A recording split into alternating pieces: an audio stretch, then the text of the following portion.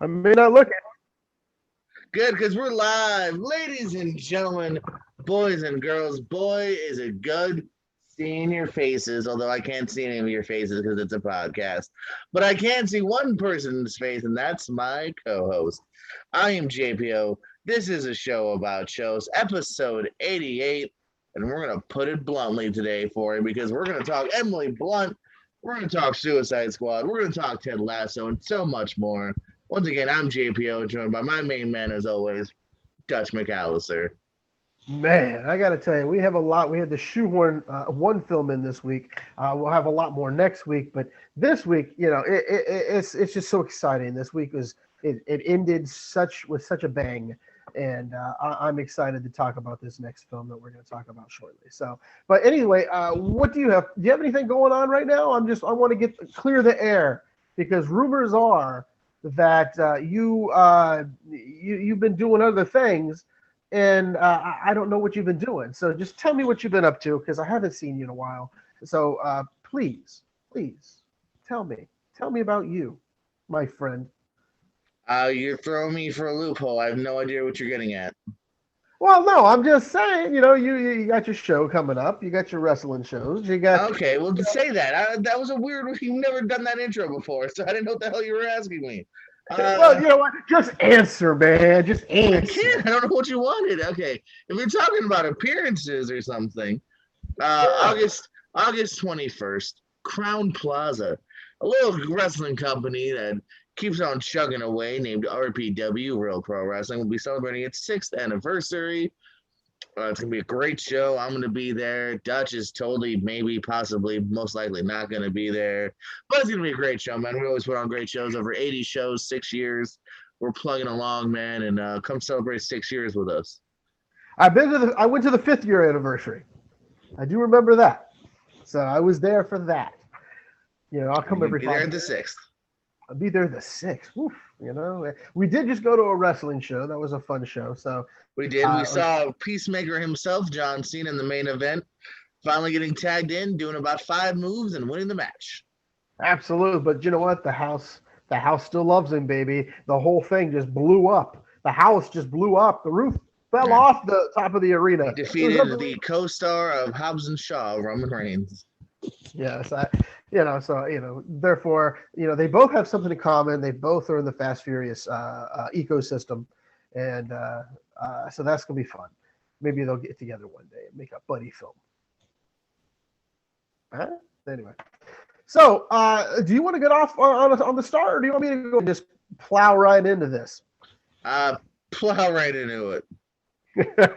Well, it's good that we said it because, man, I tell you, anything for peace. That's what I'm gonna. I'll do anything for peace. I'll plow right into it. And this is this new Suicide Squad out there at your local theater or on HBO Max. Super villains Harley Quinn, Bloodsport, Peacemaker, and a collection of nutty cons at Bellevue Prison join the super secret, super shady Task Force X as they are dropped off onto a remote enemy-infused island of Corto Maltese. This has Margot Robbie, Idris Elba, John Cena, Joel Kinnaman, David Datchel. We knew this was going to happen. Dashmalishin. If I say it real fast. Yeah. Danielle Meloquar, Viola Davis, Peter Calapardi, and Sylvester Capaldi and Sylvester Stallone. Let me. Oh man, I went to watch this. You stayed home. I went out and braved the theaters, the IMAX theaters. This is where this movie should be seen. If you're at home, your theater doesn't do it well. I have a great sound system. You have a great sound. Everyone has a great sound system at home nowadays, but it just doesn't beat the IMAX presentation of this movie. It was actually half packed. I sat as high up in the rafters as possible, away from as many people as possible.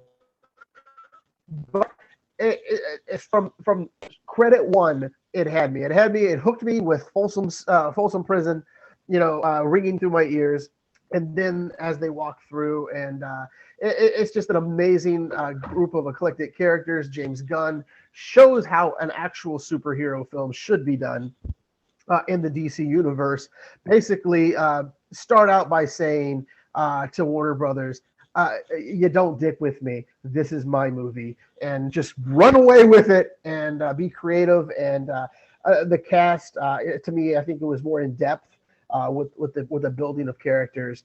And everyone had a little shot, a lot of rubs to shine their way through this.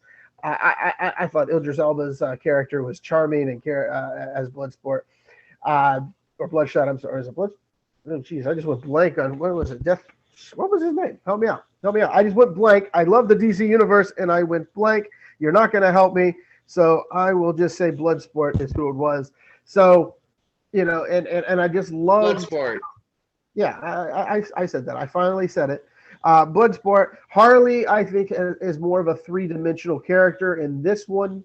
If rumors are to be true, her and James Gunn have talked about possibly joining up to pair on Harley. To help flush it out and make it a better film for the future. Even King Shark had a little bit of fun, with Sylvester Stallone. Then, of course, John Cena. Oh my God, John Cena as Peacemaker. It's just funny, serious, everything about it. He just nails it. My God, I don't know what to say. Everyone who did anything in this film, Polka Dot Man, along with God, who else was there?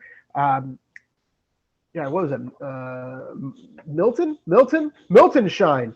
Even in that little tiny bit. And if you don't know who Milton is, you got to watch the film to find that out, because he did a lot more than most other characters in this film.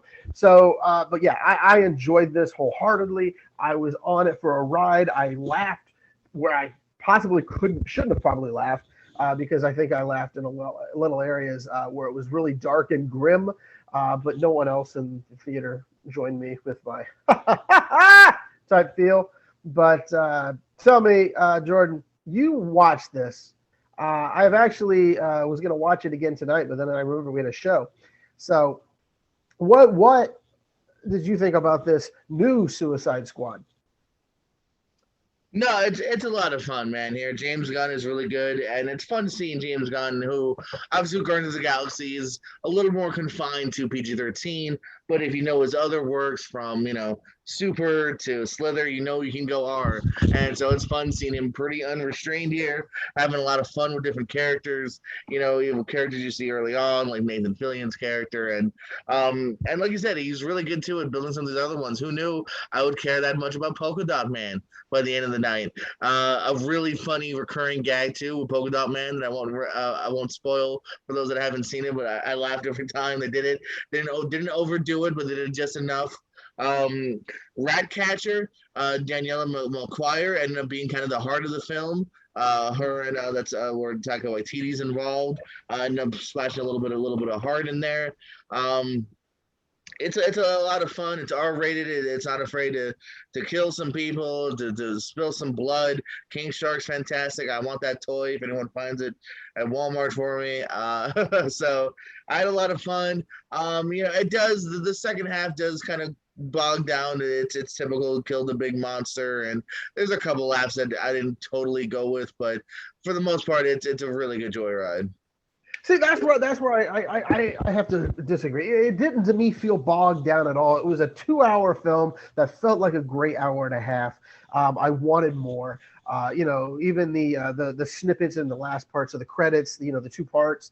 I still wanted extras. I wanted more. I still want more. I wanted more. My problem just where they went, just the final boss, and it just didn't really grab me as I would have liked it to. Well, if you ever read some of the comics, of course, Starfish is the big big baddie at the end, because of course it's been everywhere. But he's been in the JLA comics before, where he's taken over JLA and things like that in the past. So it's a possible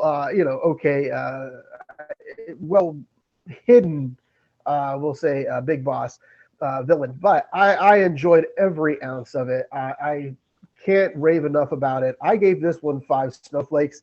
Out of the box, I couldn't find any no fault with it, really. I just just love it. Maybe it's because I'm like you, an unabashed fan of, say, you're an unabashed fan of Kevin Smith. I'm an unabashed fan of James Gunn, and I enjoyed this film so much. Like I said, I can't wait to turn it back on again, to watch it again, and then maybe watch it again after that because I enjoyed it so much. We're not far off. I'm gonna give it 4 stars. Like I said, it's really good, man. It's a lot of fun. I too don't mind. I wouldn't mind it being even longer. I would love to see a third slash now second if you count just guns. You know what I mean? I thought even Rick Flag, I thought I liked where he went with him. You know what I mean? Even Joel Kinnaman in interviews have said he felt a little looser. He liked the character better, and you can see it. You know, you can really kind of see it. So it is a really good film, well worth checking out. And I too will probably revisit it sooner than later. The funny side note to this is, Kinnaman, he gained 25 pounds of muscle. I was reading an article today. He goes, I felt really bad because I had to stand by John Cena. You know, here he is. He bulked up so well. He actually looks so different than the Flag in the original. But it's just, to me, I thought it was great. But let's not forget Viola Davis. She is a fantastic actress, and if you ever just compare and contrast the comic version and Waller in this film, unbelievably spot on. I mean, Waller doesn't give a shit, and that's what I love about that. And to me, I love the cast. It was just, I'm just so happy for it to finally DC finally has, I think, a top tier, finally a franchise type film, and people are complaining about it at the box office not doing well. This is what happens when you have dual release. You have an option to stay home or go to the movie. It's a Black Widow all over again. Yeah, and I don't like to hear people knocking it because of that. Don't knock it until you watch it, and then you can tell me what you think. So, well, you don't go on Twitter because I haven't heard any of that because I don't give a fuck. Yeah, I know what I'm saying is, a lot of people are just, they're saying, well, this one didn't make as much money. I haven't read any of that because those people are morons. Yeah, pretty much. So what's our next one coming up, buddy? We got Fear Street, 1978. In 78, two rival groups at Camp Nightwing must band together to solve a terrifying mystery when horrors from their own town's history come alive. This stars Sadie Sink, Emily Rudd, Ryan Simpkins, McCabe Sly, Ted Sutherland, Kira Madeira, and Gillian Jacobs. So I did review part 1 of Fear Street. This was the fun concept from Netflix where every week they came out with one of the trilogies. And I've seen the whole trilogy now. I gave a pretty good review to the last one. I want to say maybe a 3.5 or so. This one is probably my least favorite of the bunch because the first and third one, there's more going on. This one is pretty much your typical slasher. There's not a hell of a lot difference from this versus a Jason movie. There's, again, more of the cult kind of stuff that's brought up and that, the killer is maybe possessed and whatnot.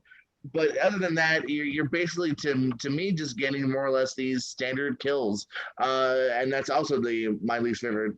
Why it's my least favorite of the three is because even the kills, even the gore isn't really anything more special than you'll see in any other slasher. It's a guy killing kids with axes, and too many of the kills are similar. And I felt I liked some of the characters. And then also, my other problem with this one is because this one is technically a prequel to the first one, and even though the third one's a prequel as well to this one, the third one has completely different characters. This has some leftover characters from the first one. So you kind of already know, like, okay, that chick's fine. That chick's screwed. Like, it does to me also suck out some of the fun of figuring out in a horror movie who's going to survive because from the get-go, this girl's making it to the end. She's in the fucking first one.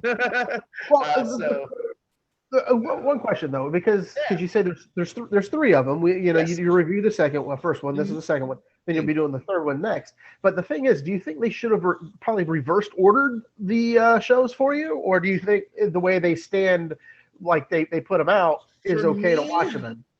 That's hard to say because I like the format of the first one setting this one up, and I think if this one maybe just had something more interesting to do, I would have liked this one a little bit more. I don't hate this one. I just felt like this one was the most by the numbers of the 3.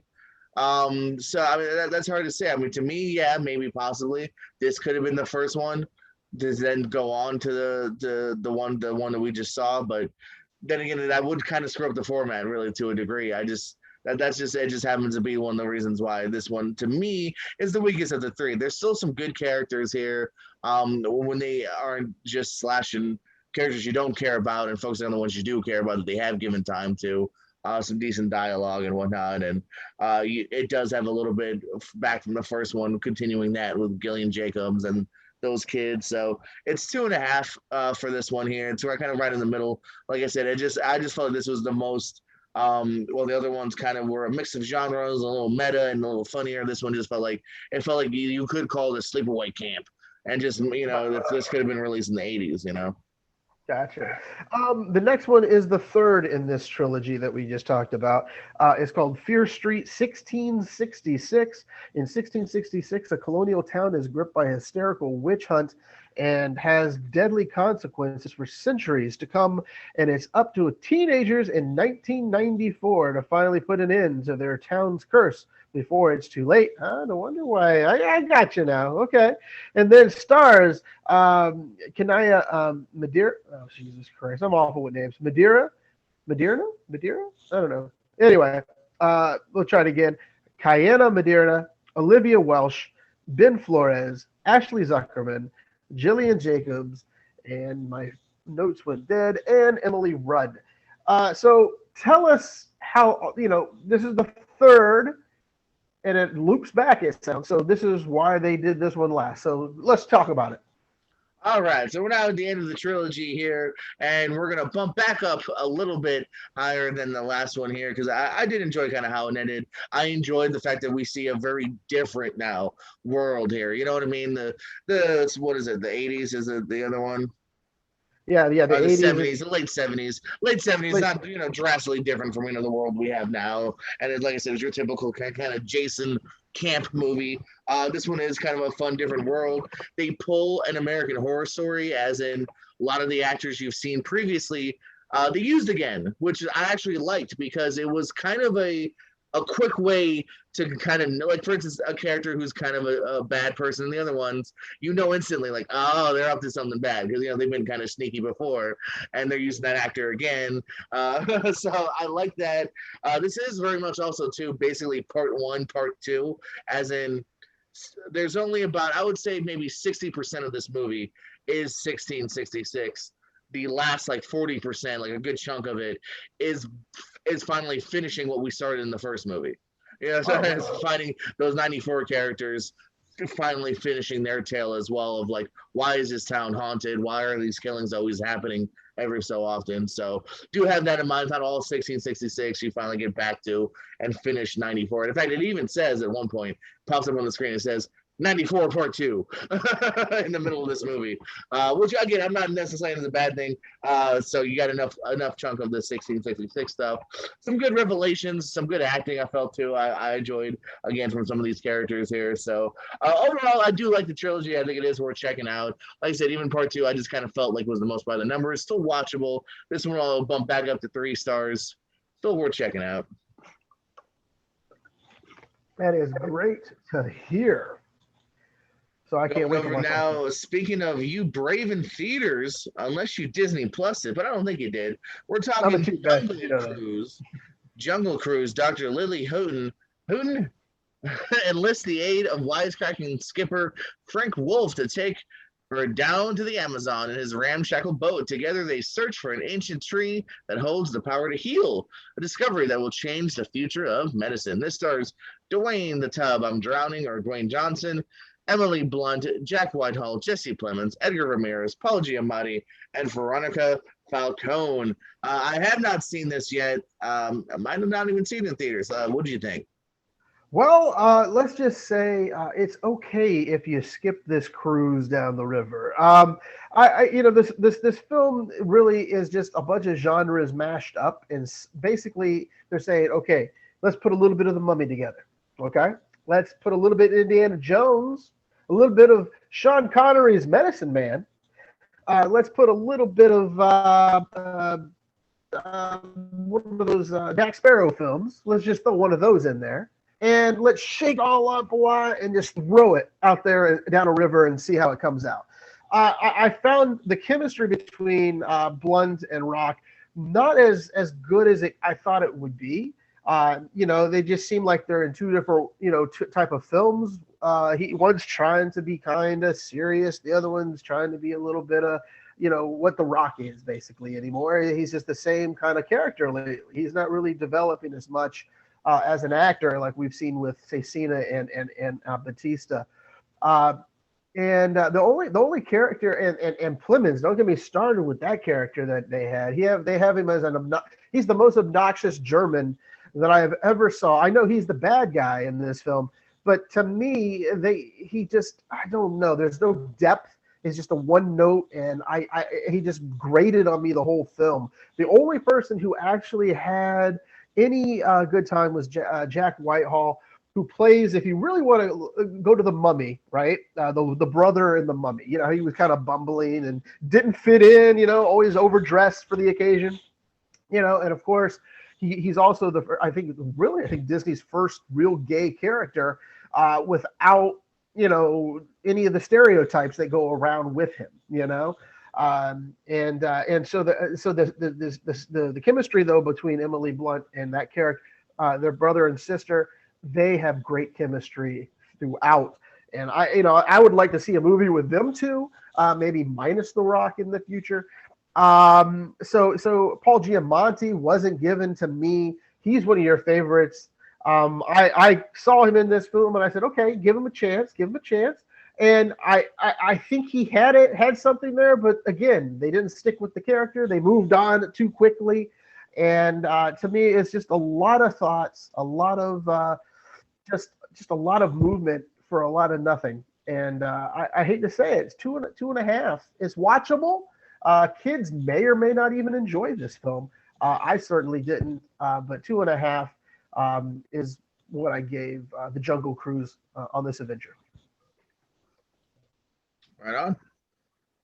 So the next film that we're going to discuss is called Happily.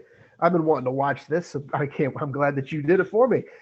Tom and Janet have been happily married for years, but a visit from a mysterious stranger leads to a dead body, a lot of questions, and a tense couple trip with friends who may not actually be friends at all. This has Joel McHale, Carrie Bishie, Natalie Zaya, Paul Scheer, Natalie Morales, Breckin Meyer, Shannon Woodward, Charlene Yee, and Stephen Root.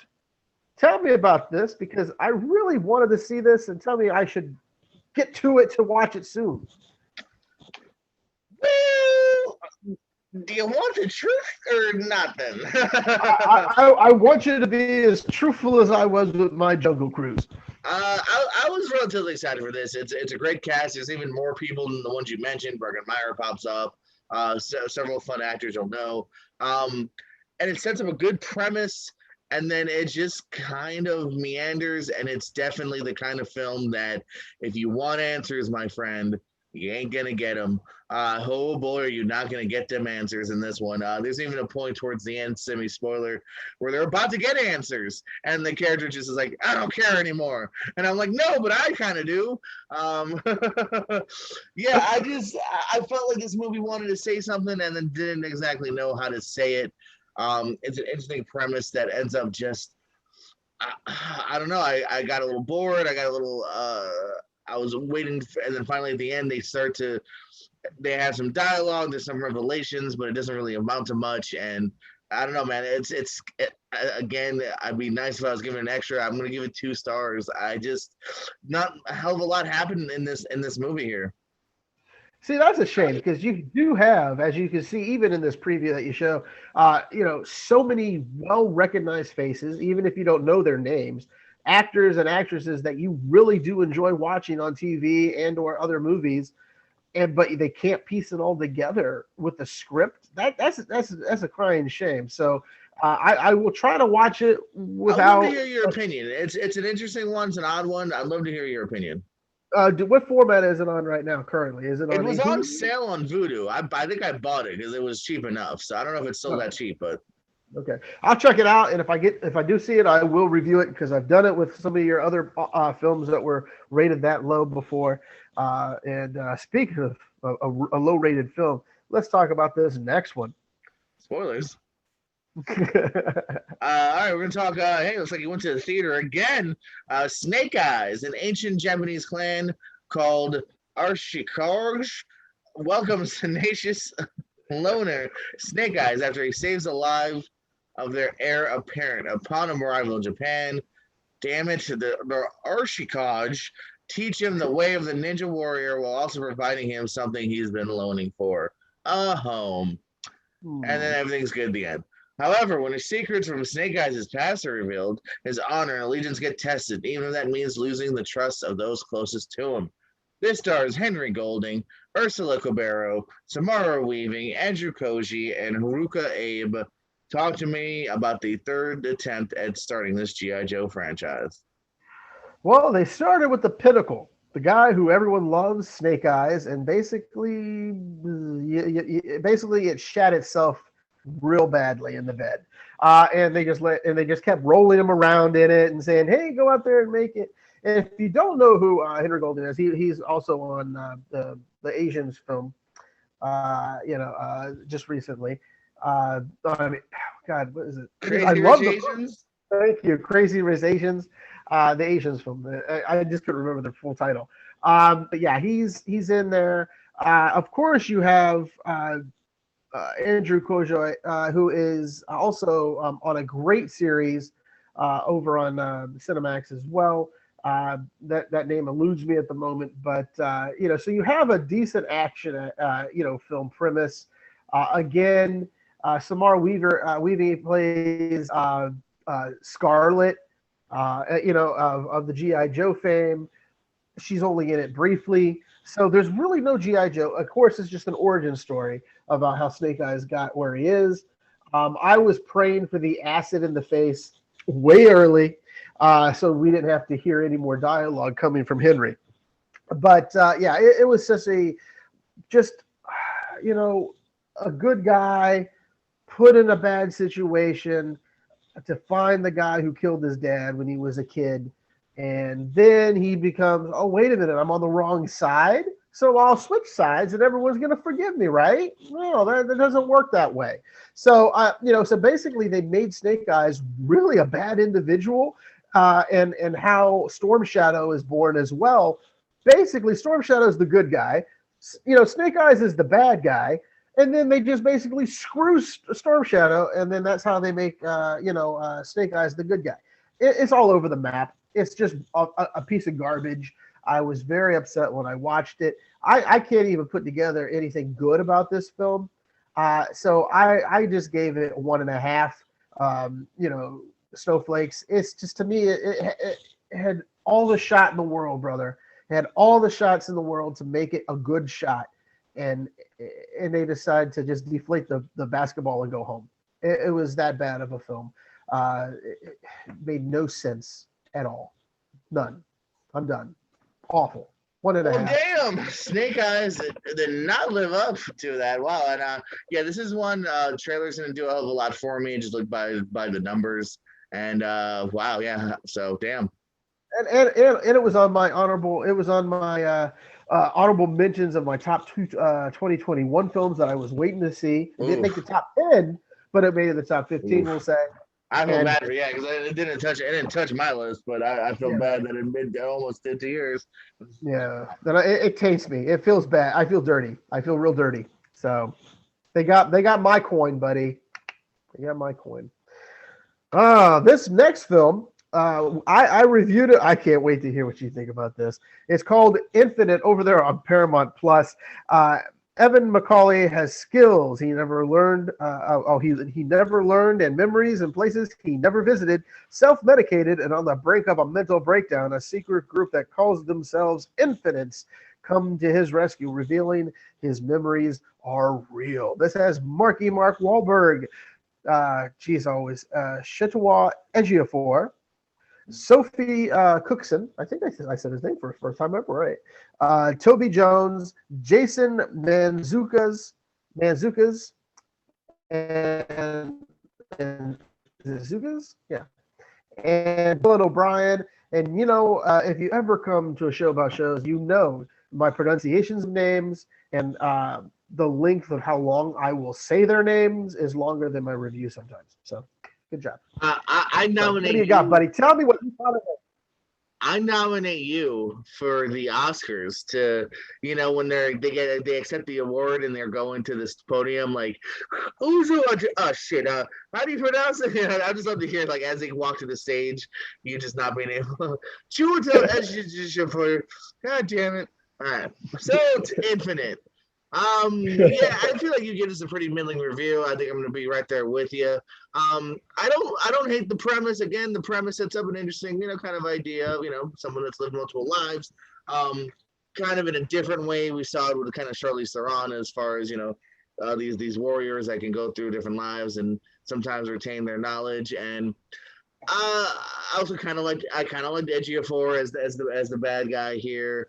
And there's some slick looking scenes, but it's just one of those things that, as far as me caring, it never really got to that next level. As far as really having, I think Mark Wahlberg's maybe not right for this role. I hate to say it. I like Mark Wahlberg in a lot of things, but I don't know. There's just something missing about this movie where it was slickly made to a degree, but at the same time, just never really crossing that threshold as far as, maybe it's the writing or the main characters where I really cared enough or was developed and interested in it. So it's an all right ride. It was perfectly fine, I feel, on Paramount Plus. They gave me an extra free month, so I said sure, and I watched this towards the end of the subscription that I canceled again.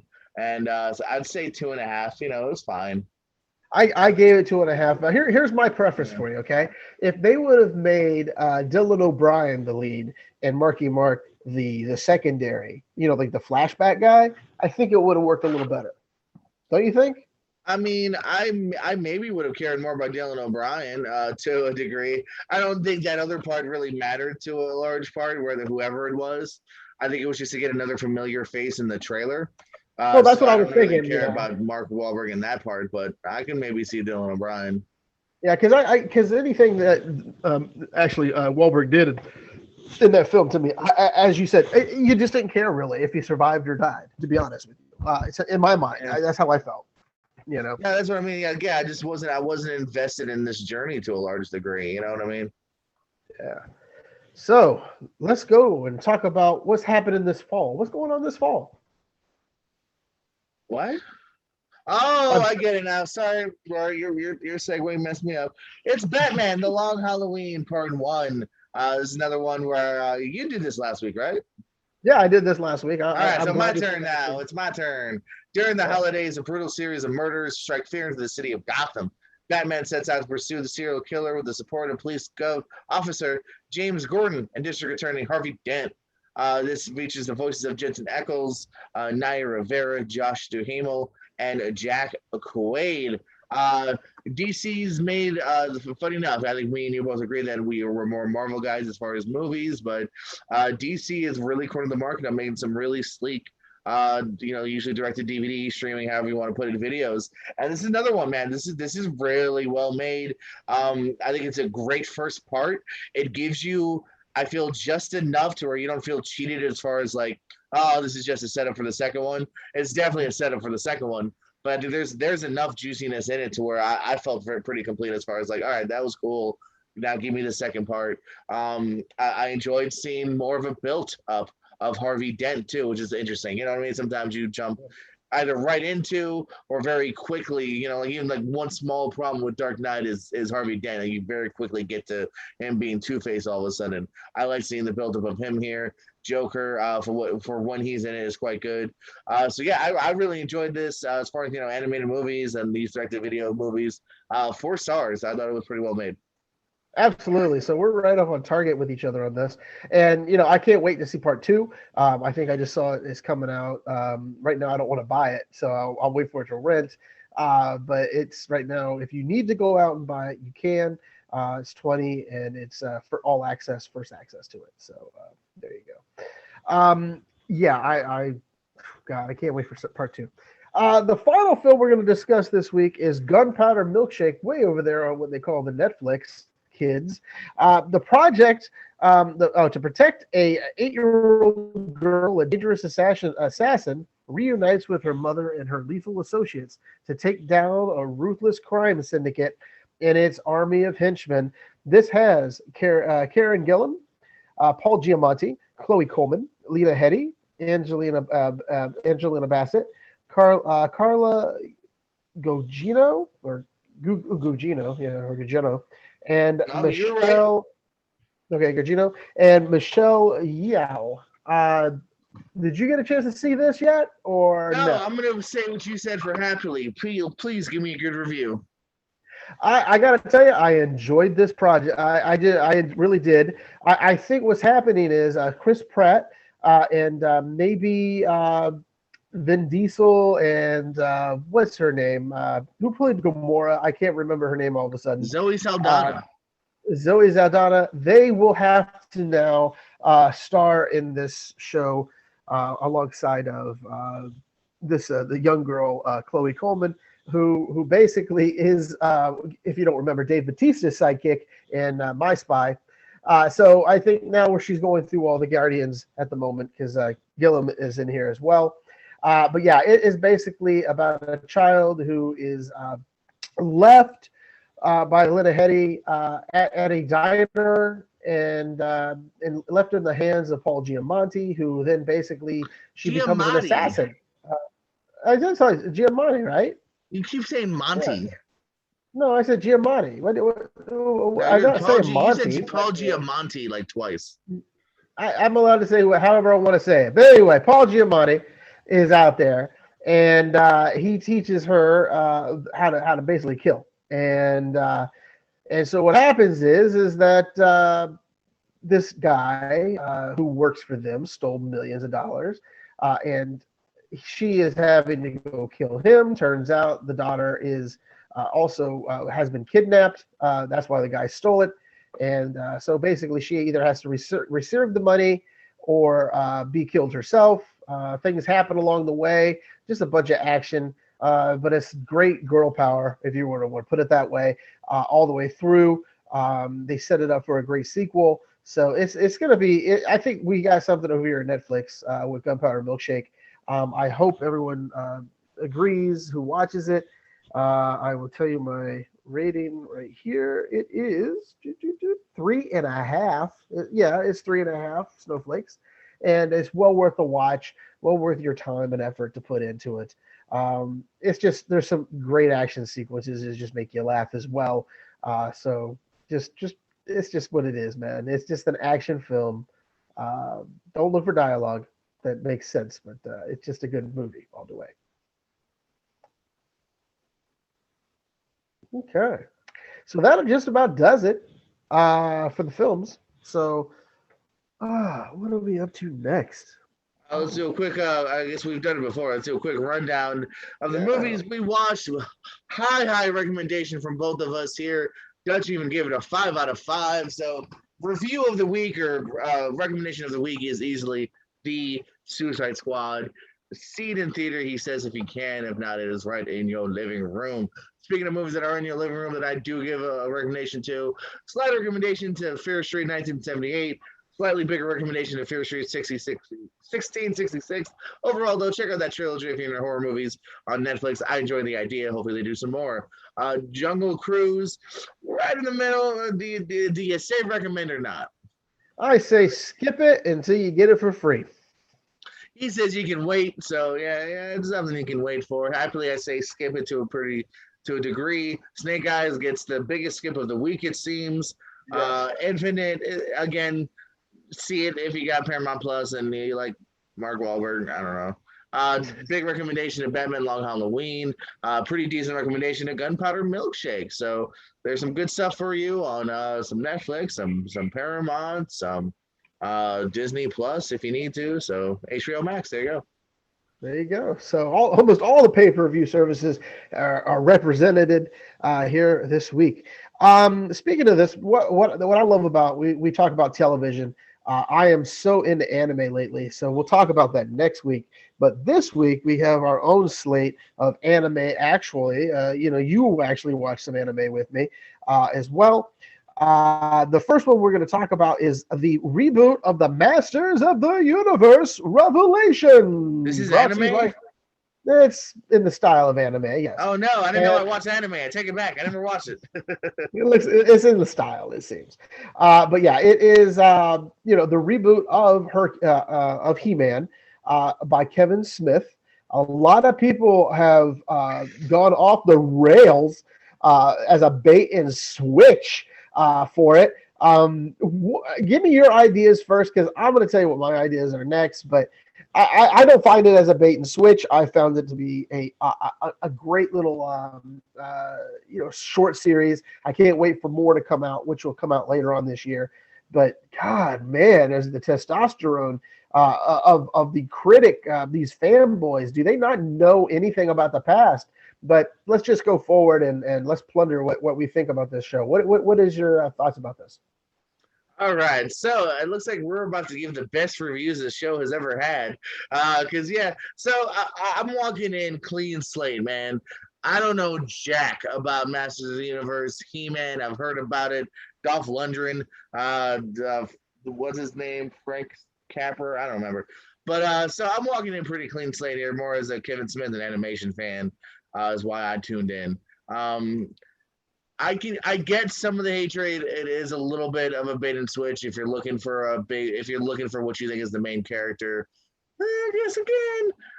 But as far as just if that's not what you're looking for, just looking for a decent show, then I think you're gonna kind of find that here, man. You know what I mean? I actually do enjoy this animation. I'm not overly raving about it by any means. It's not my favorite. I actually haven't even finished it yet. But from the few I've seen it, it's fun. It's a decent ride, and fun universe here. So yeah, I like it. For anybody who's saying, "Oh, how dare they show a lot of women," you know what, guys? They're not woke. Okay, to me, this is not a woke type of program. What it is basically, yes, there is some He-Man. Yes, he disappears, and then Teela's quest is to put things back to where, basically her quest is to right what happened with Castle Grayskull.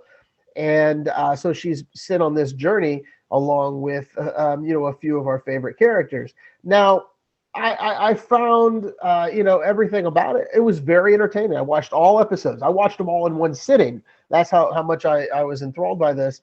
I was kind of disappointed by the way they ended it. I was shocked. My jaw dropped to the floor.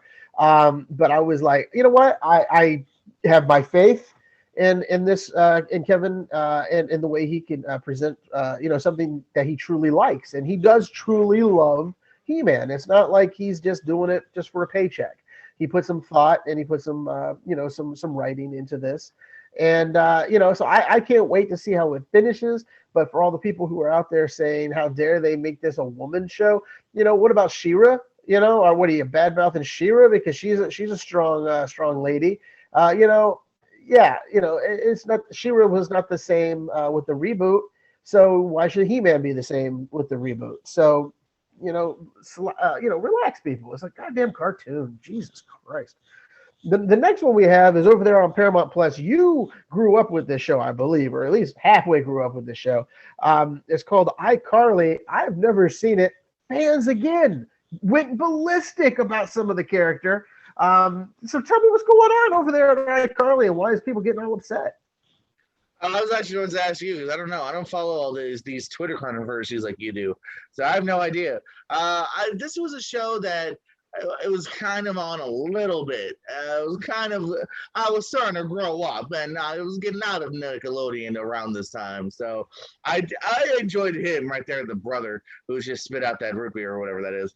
And I've always enjoyed him for whatever reason. It makes me laugh, and I don't. Sadly, he hasn't done a hell of a lot in between the show. And I do like Miranda Cosgrove. Of course, also from School of Rock back in the day. So I decided to give it a shot. It's very much extremely stereotypical, film sitcom meant for kids / teenagers here. It's not reinventing the wheel. It's perfectly fine. What's the controversy? I don't know. What's wrong? I don't remember because I thought you would pick that up for me. All I know is they had the character, the young lady, the black young lady. I guess people were upset with her character for some reason. I guess she's a lesbian or something, and then they don't really go into it. They act, and I'm like, well, and she even said her character is just a regular character. It's not like she doesn't emblazon it on her and just always say, this is who I am. She's just a normal person. It sounds like you're talking about people that are picking fights from nothing and they're morons. Yeah, that's what I'm saying. Everyone, and it made some of the like Variety and stuff like that. So people are going stupid on this. Speaking of a good show, Mindy Kaling, second season over there on Netflix. Never Have I Ever, a show she created about basically semi-reflective of her growing up in under a family of being in an Indian household, and the love and the tribulations that happened while in high school.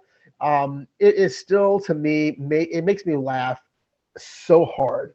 I mean, John McEnroe. If you don't know who John McEnroe is, former tennis player, always had a temper. He helps narrate this program as well. And to me, it just makes me laugh. And Andy, your guy, Andy Samberg, is it? He also narrates in the first season. He tries to come back in the second, and he gets, his narration gets bitch slapped by somebody else's narration. It's just funny all the way through. But again, it's just about a kid coping with still the death of her father, and and her friends and how she fits into the society around her and how her mom is coming around. It's just what it is, man. It is fun. It's a teenage high school, and you've got to watch it if you haven't seen it. My recommendation out there on Netflix as well. So Never Have I Ever. Get out there and watch it. It's just cute. It's funny. It makes you laugh. The next thing we're going to talk about, well, this one actually has controversy as well. It's over there on HBO Max, called The Prince. Yes, if you're a big royal fan, you're really going to be upset about how they take the piss of the royal children, and it's just funny. They make fun of people left and right. The royals are not at all. There's not one person they just don't let them have it. Meghan Markle, along with Prince Harry, they have their little segments. Alan Cummings plays the butler for the oldest child, and to me, it's just a funny, spoof. It's almost like the Bush show that they had over there on Comedy Central years ago, the cartoon that they did with the Bushes, and it's just like I said, it is funny. It makes me laugh. A lot of people don't like it because they believe that the royals are untouchable. Unfortunately, you should just watch it and you'll understand why. It's just funny. It really is, in my life. Watch it. Hopefully there'll be a second season. We haven't heard anything more about that yet. No, coming up next on Apple Plus, you've seen this finally, I hope. Schmigadoon, my friend, Schmigadoon. God, who's in this? I just went blank. Michael Key, baby. And who is the other? Alan Cummings is in it. Casey Wilson. Casey Wilson. Chenoweth as Chenoweth. well. Yeah, she's in it. So it is just a spoofable. I don't know, man. I just love corn pudding. Huh? Have you ever heard of corn pudding, my friend? You ever heard of corn pudding? Corn pudding. Oh my goodness! It's about a couple who met 5 years ago, and then they finally have. They were wandering into the lost woods, and they wander upon a town called Schmigadoon, which inserts them basically in a musical. So any musical that you watch, it's basically what it is. And there they are talking to the waitress about corn pudding. Basically the only way they could leave town is if they find true love. And so they're now on a quest after they've broken up in Schmigadoon to find true love. And so far, so good. As you see, Cecily Strong, Fred Armisen, it's just unbelievable cast, unbelievably good, great singing. and I am just in awe of this show. It's probably one of my best new shows of the year. When we do that segment, this is going to bound to be on the top. But Schmigadoon is bringing it over for Apple Plus of reasons why you should watch that network. So Schmigadoon, what are your thoughts on it?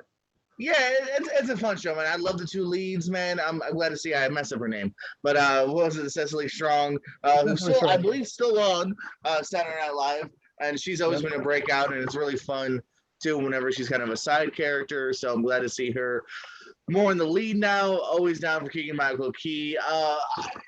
Like any musical, it can get too musically for me sometimes. I know that almost sounds dumb, but that's my only small gripe, is that sometimes it's like, oh, it's another song. We just had. I love it. You're like Keegan-Michael Key. Then you're like, geez, now look what you've done. You started another song, you know. But no, Lorne Michaels producing this. This man has his hands in every pudding. You know what I'm saying? Anybody on SNL, he's taking them. He's making the money. The next one is Hot Ones over there on the used tubes. Tell me what's going on with the Hot Ones, my friend. Have you ever watched this show, Dutch? Yes, I have. I haven't watched the new season yet. Is the new season up and running? Well, so that's why I just wanted to talk about it, because I'm not exactly sure. I think this new season started a bit ago, but I wanted to mention it too because they're finally back in studio. Of course, because of COVID, they had to do it, via webcams and stuff. And to me, it wasn't the same. You also can't cook the wings the same. And it lost a little bit of the touch, because Sean, the guy on your left here, I think he's a great interviewer. That's part of the fun of the show, is not only seeing these celebrities, anywhere from wrestlers to musicals to actors to all sorts of people, going under pressure of eating these constantly hotter and hotter wings. But it's also like a really well done, well formatted interview. Like, he asks good questions. Like, as you can see, it's this one's almost 28 minutes. Like, it's the length of a normal TV show. It started on True TV. I don't know if they're still showing episodes or not, but I'm just glad to see it back. The Matt Damon ones are really good. It's a good interview. Lorde before it, the singer, another good one. So yeah, I just wanted to hype the fact that we're back in studio, baby, with Hot Ones. And I got to be honest, the hot sauce, the classic. The first one they start off with, I love the taste, love the flavor. I've had the medium one, the one right in the middle. I still have not. I don't believe I've tried. I have the hottest one, the one at the very end, the one that they always ended with, and I have never opened it yet. I haven't tasted it yet. I'm afraid to taste it. So I don't want to get my socks kicked off, but I do love this show. I'm glad that they got it back in the studio. When they moved to the True TV, because it was always a YouTube show, when they put it on YouTube, on True TV, it was not as good. So I kind of moved away from it. But now that they're going back to YouTube, putting it back in this format, I'm fine with it. Well, it was always the same show, just chopped down a little bit sometimes, depending on the episode. It was the same show. Yeah. Oh, okay. Because I know they used to have people trying it, like normal randos trying. No, you're mixing things up. They went really heavy on the Hot Ones. So they had two shows. They had a game show, and then they would just air this as well. Oh, okay. So I kind of just said, they've gotten too big for the britches. I'm going to walk away. I don't like the game show because I don't know if it's, and this is the two reasons I don't like it. It's too messy. Like, they're never that messy on this show, but the game show, they'd have it all over their mouths, like the orange sauce in their fingers. It also bothers me on a physical level because I'm like, get a fucking wet wipe. Yeah, I'm with you. Messy eating is, unless you're having a contest where you're having a pie contest where your face has to go in it.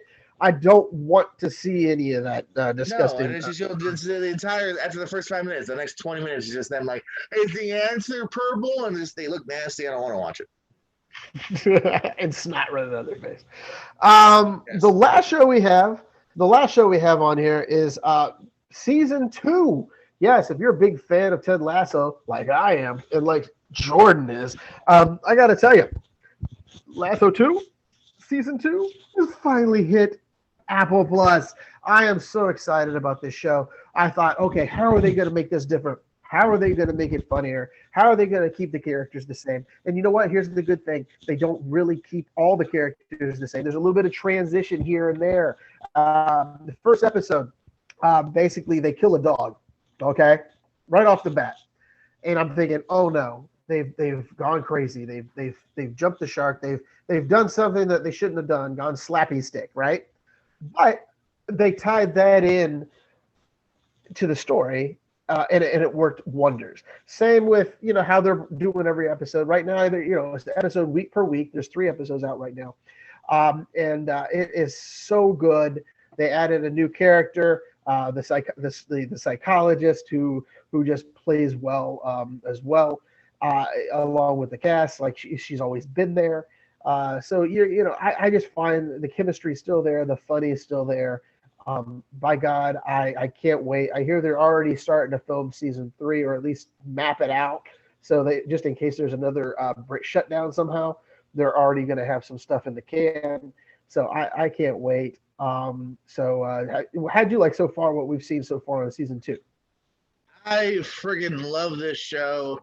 I didn't know how much I missed it, even though I was late on season 1. So my wait for season 2 was shorter than yours to a degree. Yeah. Funny enough, I didn't know how much I missed it till it came back, and I just love it, man. You talk about the dog and how there's that monologue where they're asking him questions, and he tells a story about a dog that was tied to him that is just so wonderful. And yeah, this thing is just it's so fucking charming and sweet, and this is almost the show we need, and I feel in the world right now and just in general. And yeah, I love this show, man. If we joke oh, you like that movie, you're crazy. If you don't like this show, then I think there is something inherently wrong with your soul. Because I agree. And again, when this first came out, it melted my heart, and it's still melting my heart. It's such a great show. I just think that Sudeikis is just unflinchingly great in this role. And God, I can't wait to see where this season ends up. I can't wait. So, but there we go. We talked about Masters of the Universe. We talked about our iCarly, Never Have I Ever, The Prince, Schmigadoon, Hot Ones, and Ted Lasso.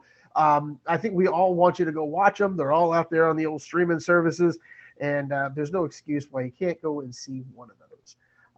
So get out there, watch Ted Lasso if you haven't seen it. Get out there, at least watch the first season, and tell us what you'll think in the comments of Ted Lasso. If you hate it, I want to hear, because I want to see what kind of evil person you really are. So, so there we go, TV, and I can't wait till next week. So we have some. I have some other lined up for next week. So that'll be fantastic. So what else have we got for us? What's going on now, bud? Well, if you want me to put it bluntly, I believe we're talking about one of our favorite actresses. Maybe Jungle Cruise won't make your list. I don't know. I'm just guessing. But we're talking Emily Blunt. Well, unfortunately, she doesn't really have a huge, to me, a resume of stuff that I can remember a lot of things in. So, unfortunately, the Jungle Cruise did make the list. Don't know why, but it did. So, therefore, that's all I'm going to tell you. I'm not going to tell you where, but it had to make the list somewhere for me, because I just had enough to make the top 10. Well, it was your idea. Well, to put you bluntly, sir, I did not think it through. But I made it happen, so that's all that matters. So, all right. Well, sir, with that being said, let's count down. This is our top 10 Emily Blunt movies. You want to start?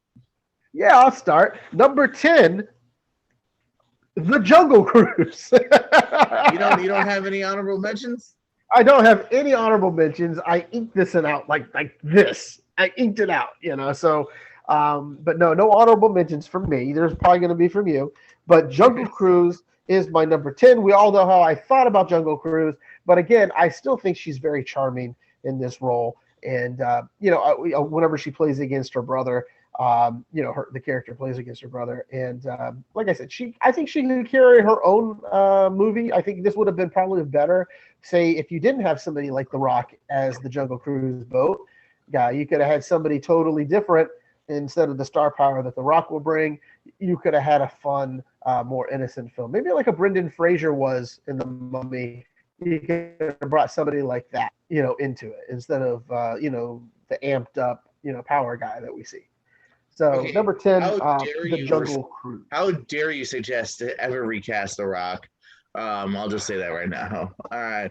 Well, I love The Rock. I just think he needs to mature as an actor. Well, then you don't love Emily Blunt like I do, because not only do I have a top 10 that does not include Jungle Cruise, I have 5 honorable mentions for you as well. Coming in my honorable mentions include Dan in Real Life, The Wolfman, Gulliver's Travels, Huntsman Winter's War, and Girl on the Train. Those are my honorable mentions. Now to get to my top 10. Coming in at number 10 for you. It's the fantastically forgotten movie Salmon Fishing in the Yemen. Probably because that title is whack. But it's what it's about. Ewan McGregor sets out on this journey, and Blunt is kind of the love interest. I think I saw it once back in 2013. But no, I remember there's definitely charm that had to this. When it came up, I was like, oh yeah, that movie. Ewan McGregor is very charming in it, as well as, of course, our girl Emily Blunt. So that was a nice little film. Little scene less talked about. Have you ever seen this one? Yes, I have, and it is on my list. So we're not done talking about it yet. All right. Yeah, I agree with you though. It is we'll talk a little bit more later on. But yeah, there you go. So my number 9 film, The Adjustment Bureau with Matt Damon. It was just, I don't know, it was early Matt Damon, early Emily Blunt. No, it's not early Matt Damon. It feels like it's early Matt Damon. He's put out so much crap. I kind of had to figure out what. Matt Damon in 2010 has been around since the 90s. No. Well, when I can't remember how long he's been around forever. But to me, it's early Matt Damon trying to score off on his own. It feels like it. Anyway, The Adjustment Bureau. I don't have much more to say than that. I'm not a very big fan of the film. I had to put a number 9 and. It's a toss up between that and Jungle Cruise. All right, cool. I will be talking about Adjustment Bureau later, because evidently me and you do not agree with how good that movie is, and I'll talk more about that later. Coming in at my number 9 here. This one might be your Adjustment Bureau on my list, because you might have this one higher. Maybe not. Mary Poppins Returns from a couple years ago comes in at my number 9. Perfectly acceptable reboot. This is kind of how you do it. You have just enough difference, still with some charm. The right casting here from Ben Whishaw, I think that's his name, and Emily Mortimer, and then of course Emily Blunt is just great, and she's the right choice, man. This is the hefty shoes to fill, but she doesn't, and there is enough charms and laughs. It felt a little long for me. Even in the end, when they're all flying a kite with a balloon or whatever, I was like, all right, let's get to it. Meryl Streep didn't need to be in it. But other than that, it was a perfectly acceptable movie. That's why it comes in at my number 9. Yeah, if you were to cut out the Meryl Streep portion of the film, that would bloated it a little bit, and I think it would have been a little better. Number 8 is what I'm talking about with you. My number 8, Mary Poppins Returns. So that's where we're gonna stay on it. That's why. But yeah, I found that was really my only real part of that film. It was entertaining, but it kind of did die down, and there were some bogged parts of it, but it really bogged down during for the nonsense with Meryl Streep. I think they just had Meryl Streep just to have Meryl Streep in there. So, but I can't hold it against it. We saw Emily Blunt, who has a nice singing voice as well. And I think it was Lin-Manuel Miranda is also in this as the Cockney guy, and I just find it, like I said, it has some of its charms, doesn't have all the charms of the original, but again, for today's redone, made films, this is as good as it's going to get. So number 8, Mary Poppins Returns.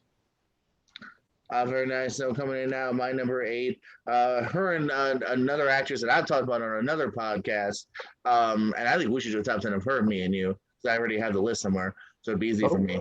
Amy Adams, and that's Sunshine Cleaning from a few years ago here. A little bit of a slower film, kind of one of those, I don't know, black comedies, or you know what I mean. It's definitely a very subtle movie, but it really works here. The relationship between her and Adams, and them kind of figuring their stuff out. Very unique job they have after cleaning up after the dead. But it's from producer Little Miss Sunshine. That probably adds up to the humor you'll get in here. And again, this feels unlike Jasmine Bureau and Matt Damon. It is kind of early. Emily Blunt is another good sign of some of the depths that she has of building a full-fledged character here. And hey, speaking of Little Miss Sunshine, there's Alan Arkin. Yeah, Arkin. No, it's Alan. It's Alan Arkin. You're right.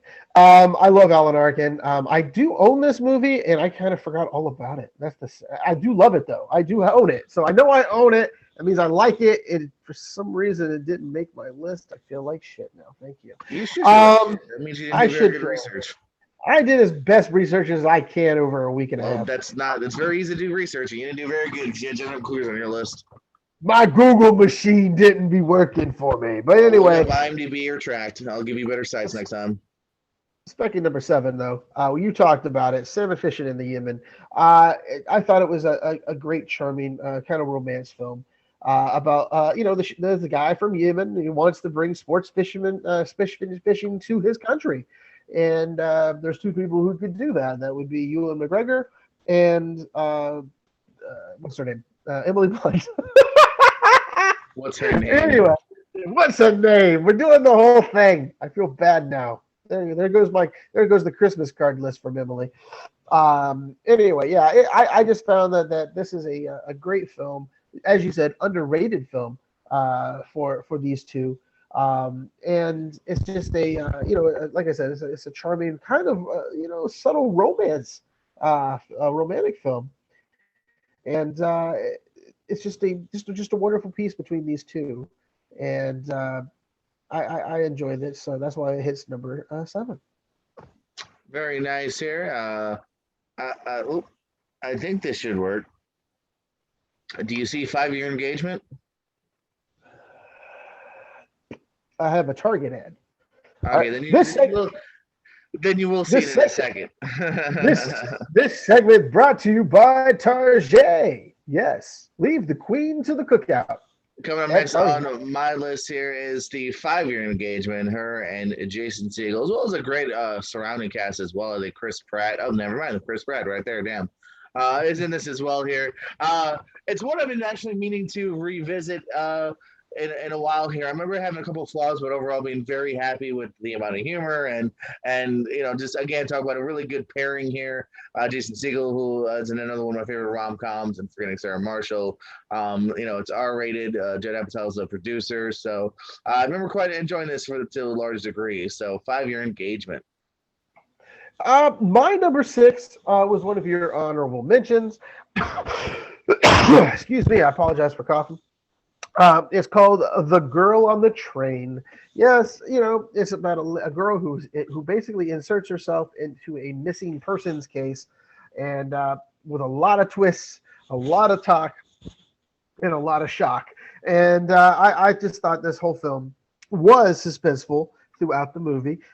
Some people thought it was kind of slow and blah and drab, but I just thought it was a great arc. With Emily, and it shows you how she can change pace and change her thoughts, and how she could just bring you in slowly and then turn it on you as fast as possible. So I just thought that this film was a very good movie. I enjoyed it when I went to the theater. I think you and I watched this in the theater. Did we not together? I believe so. Yes. Yeah. I remember you were on the edge of your seat holding my hand. Yes, and I was like, "Oh, it was that son of a bitch, wasn't it?" And you were like, "I don't care. It's such an awful movie," But no, you weren't like that. But yeah, it was such a good film in my mind. That's why it is at number 6, The Girl on the Train. Very nice. Very nice. Borat would say. All right, so coming in now, my number 6. It's one of the first things that ever brought good old Emily into our lives, and that's Devil Wears Prada. Yeah, it's number 6 for me. I've always felt this movie was a tad overrated, but just based on the fact that, like, for instance, it's my number 6. But it is a well-made tale. She's a co-star, and it's more Anne Hathaway, obviously having to deal with the devil herself and Meryl Streep, who maybe she's not the devil, maybe she is. Stanley Tucci also stood out for me, but yeah, this is the first time that we I think me and a lot of people found out our love, even though she's not that great of a character as far as heart wise, but she plays it great, and that's why she draws you to her, despite the fact that she's working with heavy hitters like a Hathaway, like a Streep, like a Tucci, that you also walk out remembering her as well, and then setting her to be the lead later on. And hey, Entourage's Adrian Grenier is in it as well. Oh yeah. Okay, but we'll talk about it later in my top 5. Number 5, well, Quiet Place 2 hits the board. Quiet Place 2 at number 5. Not as good as the original, but it's still a standalone. I still love it. It's still up in there in the top. I think I gave it 4 stars, I believe. I'm not sure. I gotta find it again, but I believe I gave it 4. But yeah, it's still worthy of a standalone in its own right. But I didn't get to see a lot from her as much as we did. 4.5 I actually gave it. So we got to see a little bit different look of Emily in this one than we did the original, which I thought was okay, but it wasn't as much as I would have liked to seen. But again, it was more focused based on the children this time around than it was her. So that's what I believe. But that's number 5. Quiet Place 2. She does a good job, but it's number 5. I've done this before because I wanted to show more movies like Yemen Love. I do not have both the Quiet Places. I kind of think they're relatively on the same level. So when I talk A Quiet Place, it's kind of me talking about both of them, and I'm not quite there yet. So I will be talking about A Quiet Places here in a second. But first, I have to talk about a movie that you had, I think, actually a little low, and I think you were a little mean to it. And I'm gonna now, I'm gonna try to hype it up a little bit. The early Matt Damon movie from 2010. Ooh, that is early. He's been making movies since like 90, whatever. It's like 92. Anyway, I enjoyed this, man. I thought that this was a fun enough premise that actually it gives enough answers with leaving a little bit of mystery here, some great side characters here, and a good overall plot of like, just do you go with love? Do you go with destiny here? And I believe they set it up enough to where you actually believe why this guy might risk it. And it's a fun, almost Philip K. Dick like type experience. And I went with it, man. I think this movie is pretty good. It's why it's in my top 5 of Emily Blunt here. And hey, man, if you were told you might live a bigger, more meaningful life or Emily Blunt, you also might go be chasing Emily Blunt and go, I don't care about that Oscar or world peace. I want Emily Blunt. So we all would do that. So yeah, I would definitely chase after Emily Blunt over head or heels. But no, I you know what? I'll give it another shot. I'll try to find it and I will watch it one more time just for you, my friend, for you. And then I'll talk about it one day. My number 4, Thomas Cruise happens to be in this with her. Edge of Tomorrow. And I got to tell you, I know there's a longer title to it probably, or a shorter one.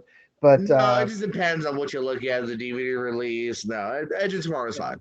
Yeah, because they changed it around a little bit for everybody. Edge of Tomorrow is a great deja vu all over again type of film. With Tom Cruise, of course, is the lead. Emily Blunt as the co-lead. I would like to say because she's really she shows Tom Cruise what to do through most of this lovely sci-fi deal. I wanted a sequel. I really do want a sequel from this. It kind of reminds you of what not 100%, and you're going to hate me because it's your favorite video game. Kind of reminds me of what Halo would be like if you were to make it a film, with the army and the biometrics and all that stuff. I think it would be a perfect type film. But yeah, I enjoyed it. Very good sci-fi. Very rare do I enjoy something so odd. And it didn't do well. Did it do well in the box office? I'm not even sure, but it No, doesn't matter. that's the problem. That's why we haven't seen a sequel, because they kind of flubbed the advertising, changed the title on it to the Blu-ray, says something different than what it said in theaters, and a lot of people championed for a sequel, my friend. Me too. Yeah. So yeah, number 4, Edge of Tomorrow. Was it Live, Die, Repeat? That was the other name, right? Yes, Live, Die, Repeat. That's kind of what they advertise in the Blu-ray more so. Yeah. So I'm like, that's why you can never remember the damn name. But yeah, it was a very good film, underrated. And the book's called something else too. I think All You Need Is Kill is the book. Let's just pick a name. Just throw words on a page. Let's do that. But that's number 4 for me, Edge of Tomorrow. I'll fight you on the Halo thing a little bit. It would be the great look of Halo. This is what Halo would look like, but as far as plot wise, it's different. So. Oh no. I was just saying the look. I wasn't saying the story. Because I know the story. Then I'm with you. The look would be yes, spot on. All right, so I'm coming up now. Here we are, pretty in the top echelon. I really like these next 4, so my number 4. Definitely don't knock me for having it. But Sicario is where I'm coming at you with now.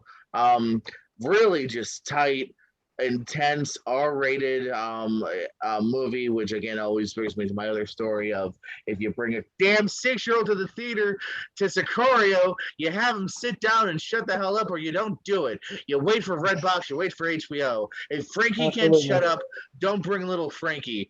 When Emily Blunt's getting choked by John Bernthal, I don't want little Frankie going, why is he hurting her? When a kid gets shot in the head, I want him going, did he just shoot the kid? Anywho, but it's a really good movie. I did have to see it a second time, so I can wipe out little Frankie from my mind. Very tight, fantastic Benicio del Toro. Brolin, Jeffrey Donovan, and one of the recent trivia questions that I believe stumped my brother, Daniel Kaluuya, recent Oscar winner, was her partner. So remember that for trivia. I don't think I asked that question yet on air, actually. So if anyone that's in the Trivia League and you don't watch this podcast, you just would have had a free answer. But yeah, this is a really tight. Hey, there's Daniel Kaluuya. Yeah. It's a really tight film. That's why it was kind of one of those movies that there wasn't a plan for a sequel, and they kind of rushed that, and which wasn't that bad either. But this one's really good, and she's fantastic in it too. Yeah, we'll talk a little bit more about that one as well, with the same exact Frankie in my speech. So my number 3, you had it, I think, at what, number 5, I think, or 6. But The Devil Wears Prada. I thought she was a stone cold bitch in this film. She did it so well. And also, I just love Stanley Tucci in this movie. He had one day we're gonna have to do a Stanley Tucci list, because that man has my heart. I mean, there's not a bad movie that I don't. There could be bad ones, but I just love his character. Oh yeah, don't say that, buddy. Yeah, he's been in some shitty. Well, he's been in some shitty films, but what I'm saying, I just love some of his characters so much they could overcome the shittiness of some films. But yeah, Anne Hathaway's film, as you know, we said this earlier, along with Meryl Streep. But this was I didn't really know Emily Blunt as much. I saw her here or there maybe, but this is really what put her where in a forward spot in my mirror. I should see her right away. And like I said, she was just she's just all what she was in this film. And can we have a Devil Wears Prada 2? Have we been thinking about that lately? I don't know. I just like I like weird movies like this that they should have a sequel. Why not? Disney, let's milk it. But Devil Wears Prada at my number 3. Very nice. Well, here's something that will be getting a sequel because it's already had a sequel. I'm going with A Quiet Place. Now, I always talk about A Quiet Place. Like I said, I'm kind of combining the first and second one because I wanted to give smaller movies some love as well. I just thought that first one was a great, fun, unique world. The second one lives up right to it. I love the flashback at the beginning. Just as he knows John Krasinski, a real life husband, you lucky son of a bitch. He really knows how to create tension and a scene and some characters here, and it's a different kind of world. It's your typical CGI creature, but you really care about what happens. And yeah, I just like these are really well made films. It's a really it can definitely go down as one of the tightest trilogies we have if they can nail that third one, because I think the first two are pretty damn well made. Yeah, and you know what? I'm going to continue because the second one, the first one is in my number two slot. I know you don't like to do that, but I do. I could judge them both on their character. I gave this one, I think, 5 when it first ever came out. Had me on the edge of our seats. I mean, I think we both were the first hour. Both of us. I've never heard you never not make a noise in the first hour of a film. I have never not made a noise in the first hour of a film because usually one of us leans over and says something to one another about what's going on. But to me, a sign of a great thriller is one that you just don't want to peel your eyes off. You could barely breathe yourself. You could hear maybe a creak or so in the audience, but there was never any speaking until like the cataclysmic boom that took place, and then people kind of said, oh, "Okay, now we can talk a little bit," But yeah, the Quiet Place lived up to its name right away, and drew you in and made you think. And just I thought Emily Blunt carried this film as the main patriarch of this. John Krasinski's character did well, but I think she was the main focal point as the main character. He was just a side along with the children, to show that, she's pregnant. She's trying to go through all this and try to keep everyone alive. It's just an unbelievably thrilling movie. Way better than, like I said, it's a 5. The other one was a 4.5. So that's how come this one gets up to the number 2 spot. Quiet Place, the first. Very nice there, man. We're almost there. Coming in at my number 2. I'm a little afraid, Dutch. You haven't talked about it. Oh, it's so friggin' good. It's Looper. It's Looper, baby. Joseph Gordon-Levitt, Bruce Willis. One of the last times I feel like Bruce Willis gave a shite. Emily Blunt does have a very pivotal role in it as well. Just Rian Johnson, man. This is one of the reasons why I was so hyped for him to take over Star Wars, because I've been a fan of his since the beginning. Him and Joseph Gordon-Levitt made a fantastic film called Brick, which has been one of my backgrounds here before. You'll see a woman wearing a bracelet with her hand in the water. He went on to The Brothers Bloom, which I think is actually a little underrated. And then, yeah, Looper, man. I was so pumped for this. It lived up to the expectations. And again, just a fun another world building here, and yeah, this is so good from beginning to end. That's why it's coming in at my number 2, Rian Johnson's Looper. Well, that brings me to my number 1, and we knew it was going to come, and it's the drug cartel, Sicario. We both went in this. We knew it was going to be gritty. We didn't know how gritty it was going to get.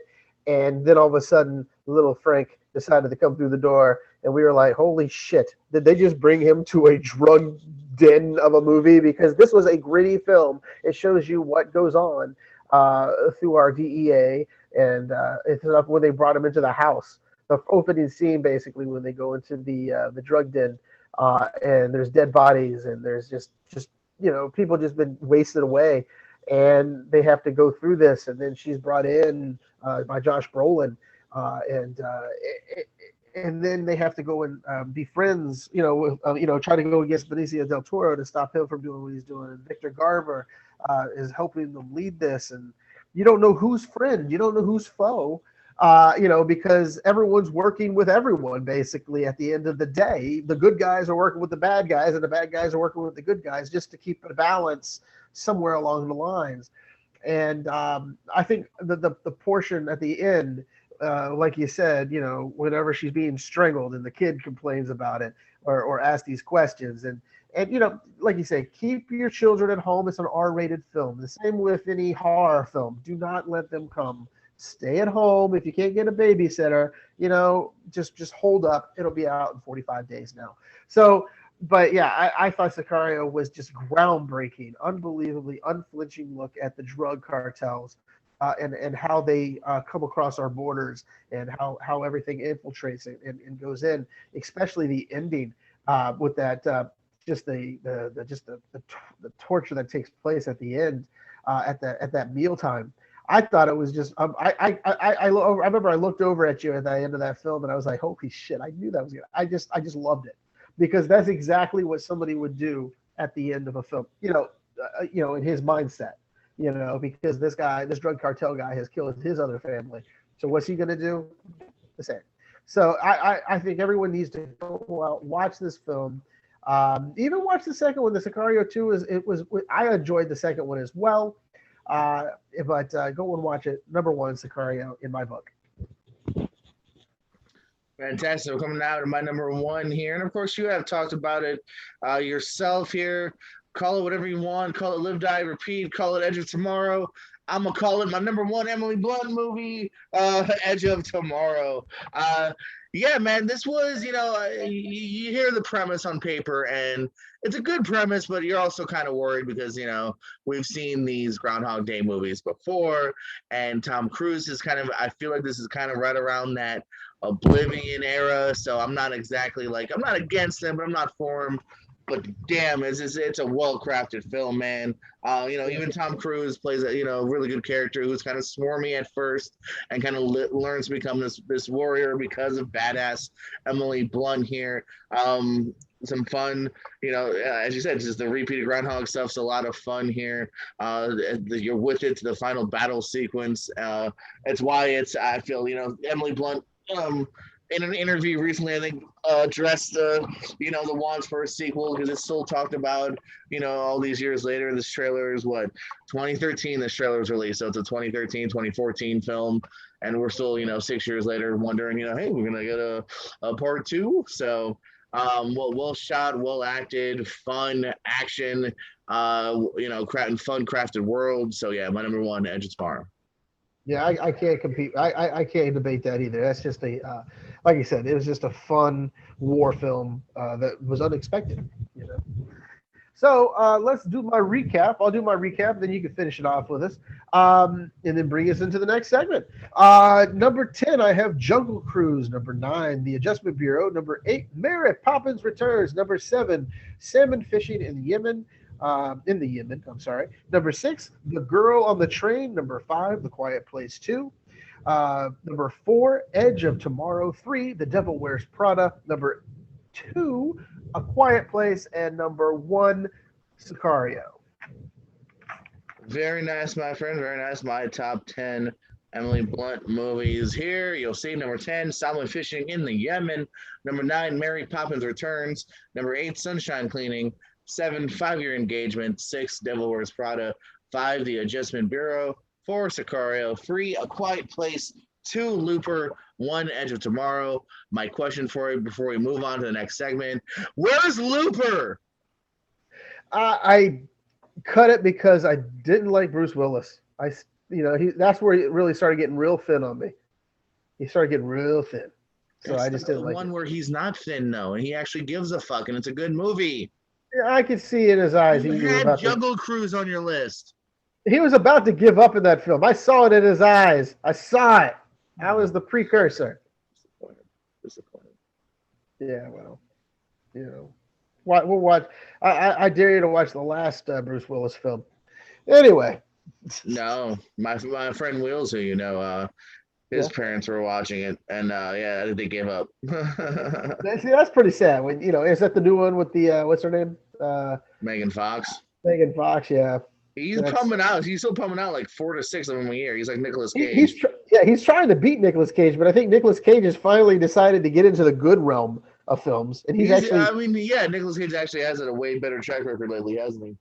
Oh, and by the way, just for people to know, next week I can't wait to tell you. I'll tell you at the end of the show what we're going to cover because I can't wait to tell you what we're going to talk about. I also I want to tell you later. My friend, it's that time. I believe it's the time. It's the time for the news and notable stuff. News and notables. All right, let's start off with some of the sadder stuff, and then we'll go into some of the happier, cooler stuff. First of all, before we get to our big Better Call Saul guy, unfortunately, Trevor Moore, who's one of the creators of The Whitest Kids You Know, he was in that movie Miss March as well. 41. He's got in the middle there. This is one of his Comedy Central. This is actually live. They're doing a charity fundraiser right now. So I don't know if it might be too late by the time you're seeing this to donate, but if you can, still try to donate. I believe it's to autism. And so sad that he passed. Him seems like it was an accident. So it's definitely love to his fans and family right now. Something very tragic happened here to Trevor Moore. Really funny show, by the way. Whitest Kids You Know. I'm not sure if that's still on Netflix or where, but if you can find it, check it out. It is a pretty funny show. So much love to the family and friends of Trevor Moore. And slightly more hopeful news, Bob Odenkirk was rushed to the hospital after collapsing on the Better Call Saul set. I think you might have a little bit better info than I was. It a heart attack, or it was a heart attack? It was a minor heart attack. And he's doing well. He's told everybody a thumbs up, and he'll be back as soon as doctors permit him. So that's the big thing. Also, I have some sad news as well. Markie Post, better known on Night Court, also Hearts of Fire. She also starred with Lee Majors on The Fall Guy. Died ages 70 of cancer. Markie Post, very talented actress, television actress mostly. But she made me laugh on Night Court as her Dan Fielding's foil, I believe. John Larroquette's foil in Night Court. So that cast, we were talking about that today at work. That cast is now, I think, down to two or three left, because Robinson died earlier. Before that was Harry Anderson, and before that was Marshall Warfield and another. So yeah, the original casting are leaving. So, but yeah, family wishes best out there for everybody, for her, Markie Post as well. So let's get on some good news, though. Can we get some good news going for me, or do we have any more bad ones? Well, no, let's just go to our normal news now. Just about some good old renewals and info and stuff like that. The Simpsons season 3, or something, or not season 3, they're a little past that. Season 33 premiere will be a musical episode, so that should be fun. For guys like us that are also wrestling fans, Vince McMahon limited series is in the works from WWE and Blumhouse, so we'll see if that comes to fruition.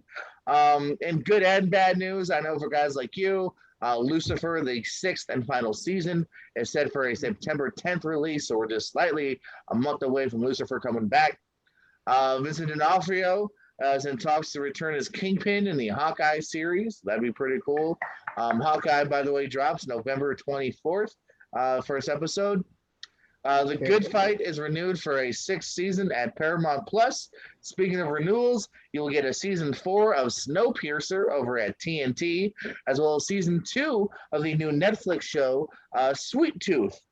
A Haunted Mansion reboot is currently in the works. I'm 50-50 on this casting, but I think together they actually might be okay. Lakeith Stanfield and Tiffany Haddish. Okay, I'm leaving. Okay, this is it. I thought you told me some good news. I thought you were going to give me some good news. All right, how about this? Jodie Whittaker is leaving Doctor Who. Oh, wait, that's sad too. Waterworld TV series in development. Of course, Waterworld, one of the biggest movie flops of all time. I'm surprised they would try to touch it, but they're going to try. And then finally, the trailer for Apple Plus's See, not like the Spanish word, but like I Can See, like what Jason Momoa has dropped, and the villain is our boy Dave Bautista. So that's fun. Also, don't forget South Park news. Paramount Plus has made sure that they're good till season 30. Yes. So they've re-upped. I think right now they're on 25. So they've said, okay, we'll give you to season 30. Then after that, we want 14 movies from you. So South Park has signed a 14-movie deal with Paramount Plus. I am not making this up, people. I was sitting there. I was like, dear God, I thought it was canceled. But yes, it's still out there. No, you're very wrong, my friend. South Park has stayed pretty good these past few years. I don't think it's ever really had a deep dive like a Simpsons or Family Guy or American Dad. It has not had a dive in quality that's steep. I'm surprised we haven't had a movie since the first and only movie back in 98, 99, whatever. We haven't had one since. They've done stuff that is like a 3 to 4 episode arc, like the Imagination Land and the Coon superheroes, Coon and Friends, and that have actually been almost retroactively made into a movie. Like on DVD, they'll release like those episodes on like one disc, like back in the day. So I'm guessing it might just be their way of all right, you don't have to make a TV show, but give me something, that's like an hour and a half every couple of years, Oh, okay. So, but yeah, I was very shocked to hear 14 movies, though. That was like a shocker. Yeah, that's an odd one. Well, like I said, I mean, maybe they're going to have a couple movies a year for a while. I don't know. I'm guessing that's taking place of the TV show, right? Like the TV show will end. I think they want to try to. They really didn't tell us how it was going to be done, so I don't want to really say. All right, I'll call Matt and Trey later.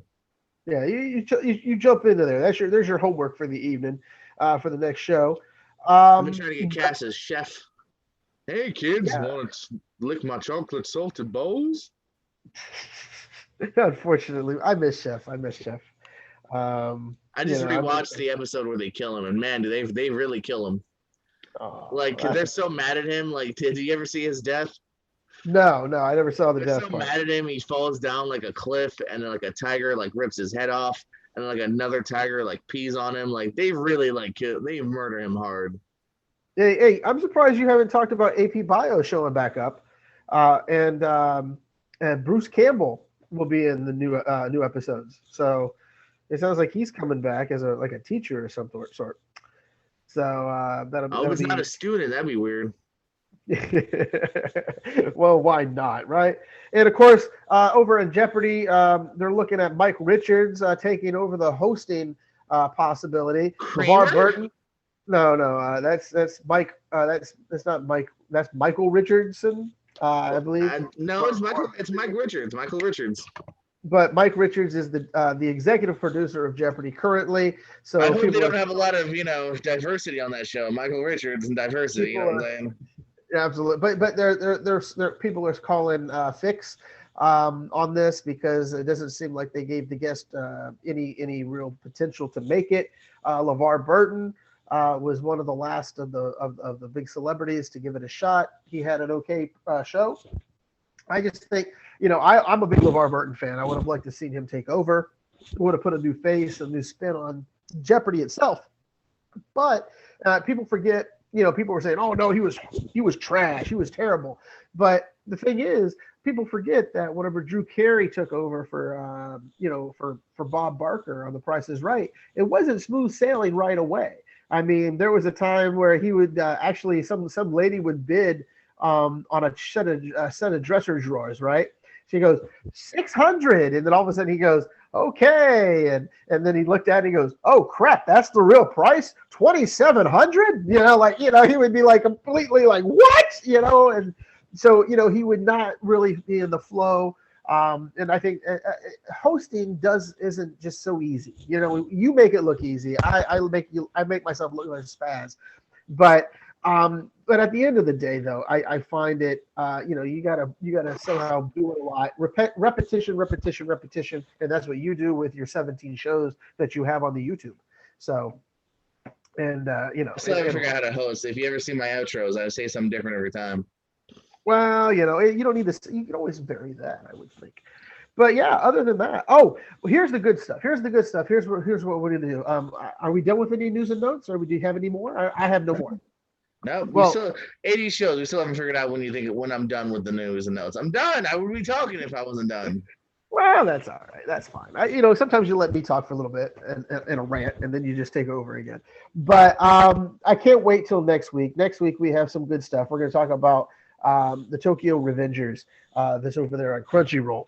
We're going to talk. It's an anime series that'll blow your mind. It's so much fun. I will. You will not. That's what's on TV. That's part of our TV thought process. We're going to talk Snow Truckers as well.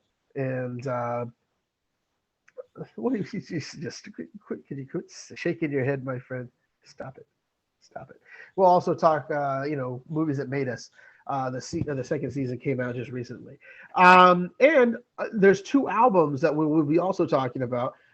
Billie Eilish's new album just dropped, and John Mayer's new album just dropped as well. That was called SOB Rock. So it'll be fun. I think those are some of the stuff that we'll be talking about. There's other movies as well. We'll be talking Free Guy maybe next week. We'll be talking. God, what else can we talk about? I have a fun. Next week I'll be reviewing my least favorite movie of the year so far. So we're looking forward to that. I can't wait. And also, that made me enjoy Tom and Jerry that much more. Oh no! What is it? Paw Patrols. I'm hearing great things about the new Paw Patrols film. No, I'll never see that. But no, we'll be talking about other movies and shows. But those are just some of the things I've been working on. As for movies, like I said, I believe Stillwater will be one of them. Oh, and the one thing I've been working on, I've seen, and I did put it in the show, Pig with Nicolas Cage. I can't wait to share that with you. You'll be yes, Pig, yes, sir. Pig in the City and Portland. That's what we'll be seeing with Nicolas Cage. I think he's got an Oscar. I could hold on. What's that smell? I smell Oscar nom. I think so. I think we do. And my left nut. You know what? You'll be shocked, my friend. You'll be shocked about his performance. Maybe. Shocked. I'm just saying, there's no chance that any blue hell he's in an Oscar nomination. Oh, he's gotten Oscar talk already, my friend. Got an Oscar talk. This is, trust me. Look, I bet you $5 Nicolas Cage gets nominated right now for an Oscar for next year. Virtue Handshake. Here we go. There you go. So there you go. $5. Nicolas Cage gets it. So I don't know if it's going to be best supporting or best actor because I don't know where they're going to put the pig. But you don't have to worry. You don't have to worry because it's not going to happen. What's going to happen? It's going to happen. There's not that many good films coming out this year. Have we not seen it? I've seen August, baby. There'll be plenty. I'm looking. I'm seeing nothing so far. But except for your film coming out this year. We already talked about Pig. No. We're talking. It's not. It's the one where you play the serial rapist. Remember that one? Jesus, that's not funny. Actually, though, you know what? You're joking. And I mean, that is a complete joke. But it's called Google with my noodle. Starting next year, I will be helping produce a horror movie again. So, Booyah Shaka Khan. Of course, the last horror movie, Hunter X, can currently be found nowhere, but I've seen it. It's all right. And no, actually, I like it a lot, actually. And but yeah, so I'll be able to produce my second horror film. So, Oh, so how do I become executive producer on this one? Give us money. Oh, is that how that works? I don't know. Okay, I can't just lend you my charm. No. Fine. You don't want asses in seats, then don't put me in it. Anywho, let me tell you. It's called Charged. I had to look at the title. Charged. Oh, you had to look at you couldn't remember your own film. That's sad. Anyway. Oh, okay. Well, by the way, also I've gotten some word somehow about the Ozarks looking for people. So I don't know yet. They're kicking off season 4. Their final season, I believe, or season 5. They're looking for people. So if you want to hop in the car with me, buddy. To where? To where? I'm sorry, to where? To be part of the Ozarks show. Where? Oh, I don't really know the whole location. I think it's in Georgia, if I'm not mistaken. Oh, then no. So, okay, oh, wait, yeah. Georgia's too far. Well, okay. I was told about that one. So also our former Conrad is actually auditioned today or talked to the people at for Clerks 3 today. So cool. I haven't heard much if he's involved in that movie and I'm not, I'm going to kill myself. So he's in talks right now. He just talked to him today. So I'll find out tonight about that because let me know so I can figure out whether or not to kill myself. Yeah. He's in California right now. Doing his. That guy lives a life I fucking want. Anyway, so no, him and his lovely lady are out there cruising California. Tell me more good things he has that I don't. Happiness, kids, history. You know what? Hey, buddy, you have me. Okay. Until right, another 7 minutes ago, another 12 episodes. I know you didn't notice because you're not a very good friend, but 7 minutes ago, I turned 31, motherfucker. Hey, happy birthday. I have your gift still in my house. Sweet. So I would invite you to my birthday dinner tomorrow, but it's in North Fort Myers. Will you show? No, that's too soon. I hate it. Yeah. This is the same guy who will be like, on a whim, I went to Sarasota for a baseball game. Hey, Dutch, want to drive an extra 20 minutes to hang out with me on my birthday? Well, it's a little. I gotta wash my hair. It's a little too far, but you know what, though? I can't wait to make that road trip to Jacksonville to watch AEW. Let's do it this week, homecoming. Yeah. No, I think they already had that, didn't they? But anyway, so we're done. I think we're done. So I can't wait till the next. We're clicking them down, almost to 100, and we don't know what's going to happen when we get to 100. Am I leaving? I don't know yet. We'll figure this out when we get there. But like a bad pity, I always stick around. So I have to kidnap you to keep it going. I will. Yeah, we'll see. We'll see, my friend. But I thank you guys for watching, sticking with us, all 5 of you who just keep coming and watching this show. And some days it's a 12. There's 12 people who watch it. So I don't know where you people come from, but stay around a little bit. Enjoy us. Just, if anything, just masturbate to me. I don't care. Just participate. All right, hey, I thought I made the show go off the air, but